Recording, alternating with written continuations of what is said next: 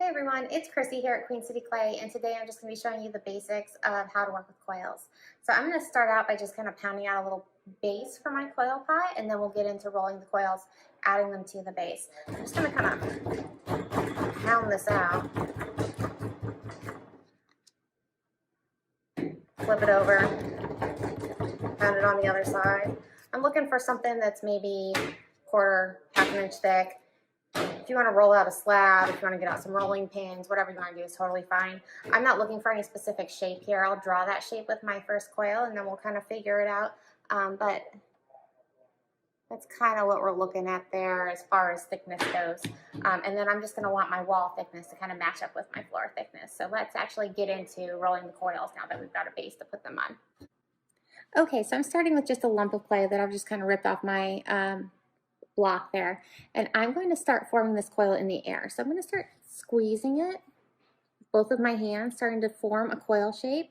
I like to rotate it as I'm squeezing because my hands aren't symmetrical, so I'll get a more symmetrical coil if I'm rotating it. I also usually kind of flip it upside down and go a little bit. So I like to get a lot of that coil formed before it ever hits the table. Start out with a good cylindrical form before you start rolling.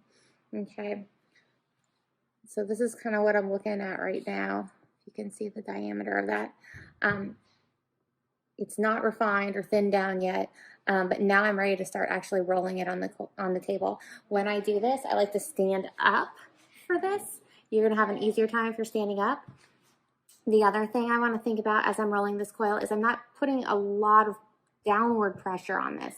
A little bit, enough to make it stretch, but if you push down too hard, you're going to make a flat coil. And the other reason people roll flat coils is because you kind of go back and forth, instead of making full revolutions. And by that, I mean the spot that's on the table is going to roll around and touch the table again. So I want to be going back and forth. I want to be making full revolutions with the coil.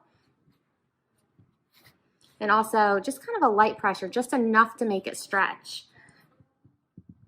If you spread your fingers out as you're moving forward, it helps that coil to stretch a little bit better.